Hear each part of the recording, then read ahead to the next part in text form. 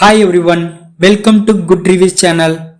நாம இன்னைக்கு பார்க்க போறது கவின் நடிப்பில் தியேட்டர்ல ரிலீஸ் ஆன கிஸ் படத்தோட ரிவ்யூ தான் பார்க்க போறோம். இந்த படத்தோட கதை என்னன்னா, படத்தோட ஹீரோ கவினுக்கு லவ்னா சுத்தமா பிடிக்காம இருக்கு. அவர்கிட்ட யாராவது ப்ரொபோஸ் பண்ணா அவங்கள நோஸ் கட் பண்ற மாதிரி நடந்துக்கிறாரு. இந்த சூழ்நிலையில படத்தோட ஹீரோனி கவின் கிட்ட ஒரு புக்கை கொடுத்துட்டு போறாங்க. அந்த புக் கவின் கைக்கு கிடைச்சதுல இருந்து கவினுக்கு சில நேரம் சில இமேஜினேஷன் தானாவே தோணுது. அதாவது லவ்வர்ஸ் யாராவது கிஸ் பண்றத கவின் பார்த்தா அந்த லவ்வர்ஸோட லைஃப்ல என்னென்ன பிரச்சனை வரும்னு கவினுக்கு முன்கூட்டியே தெரியுது.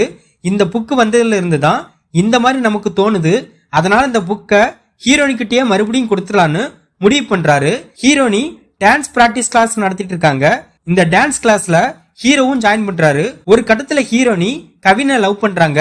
பட் கவின் நான் லவ் பண்ணலன்னு சொல்லி ஹீரோனியை அவாய்ட் பண்றாரு. இதுக்கப்புறம் ஹீரோவும் ஹீரோனியும் ஒன்னு சேர்ந்தாங்களா இல்லையா, கவினோட இமேஜினேஷன் மூலமா சில விஷயத்த சால்வ் பண்றாரு. அது என்ன, இது எல்லாத்துக்குமான விடைதான் இந்த படத்தோட கதை. இந்த படத்தோட பிளஸ் படத்தோட ஸ்டோரி நார்மல் ரொமான்டிக் டிராமா மூவியா இருந்தாலும் அதுல இந்த புக்கு கான்செப்டை இன்க்ளூட் பண்ண விதம் யூனிக்கா இருக்கு. படத்தோட ஹீரோ கவின் ஒரு நீட்டான பெர்ஃபார்மன்ஸை வெளிப்படுத்திருக்காரு. படத்துல நடிச்ச எல்லாருமே தங்களோட கதாபாத்திரத்தை கரெக்டா பண்ணிருக்காங்க. படத்துல உள்ள ஒரு சில காமெடி கிளிக்கா இருக்கு. அதுலயும் கவின், விடிவி கணேஷ், ஆர்ஜே விஜய் இவங்களோட காம்பினேஷன்ல உள்ள சில காமெடி நல்லா இருக்கு. இந்த படத்துல அரசர் காலத்து கதைய விஜய் சேதுபதியோட வாய்ஸ்ல அனிமேஷன்ல காமிச்சிருக்காங்க. அதுவும் நல்லா இருக்கு. இதை தவிர இந்த படத்துல பிளஸ் சொல்ல பெருசா எதுவுமே இல்ல. இந்த படத்தோட மைனஸ் படத்தோட கதை தான் சரியில்லைன்னு பார்த்தா படத்தோட ஸ்கிரீன் பிளேயும் சரியில்லை.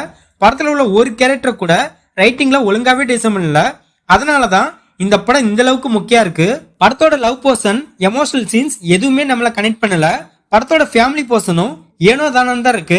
ஒரு கட்டத்துக்கு மேல படத்தோட கதை எதை நோக்கி போகுதுன்னே தெரியல. அந்த அளவுக்கு கண்ணா பின்னான்னு அது பாட்டு போயிட்டே இருக்கு.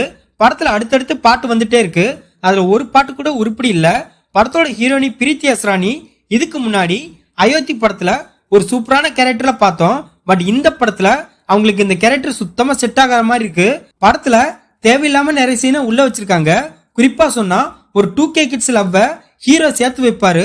அதெல்லாம் நம்மளோட பொறுமைய ரொம்ப சோதிக்குது. கண்டிப்பா படத்தோட டியூரேஷனையும் கம்மி பண்ணிருக்கலாம்.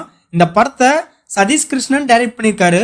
இந்த படத்துல கவின், பிரீத்தி அஸ்ரானி, ஆர்ஜே விஜய், பிரபு, விடிவி கணேஷ் இன்னும் பலர் இந்த படத்தை நடிச்சிருக்காங்க. மொத்தத்தில் இந்த படத்தை பார்க்கலாமான்னு கேட்டா ஒரு பிலோ ஆவரேஜான ரொமான்டிக் காமெடி டிராமா மூவி பார்க்க நினைக்கிறவங்க இந்த படத்தை பார்க்கலாம். இந்த வீடியோ பிடிச்சிருந்தா லைக் பண்ணுங்க, ஷேர் பண்ணுங்க, சப்ஸ்கிரைப் பண்ணி சப்போர்ட் பண்ணுங்க. Thanks for all.